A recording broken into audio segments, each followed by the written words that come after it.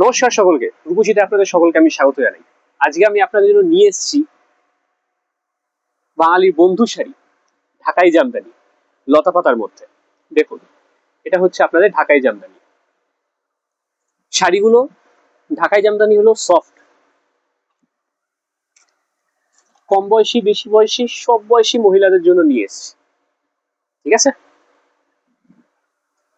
আর দামটাও রিজনেবল, বেশি না।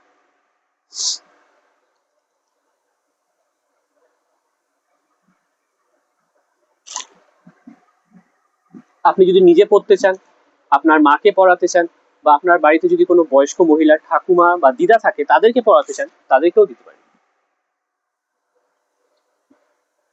দেখুন,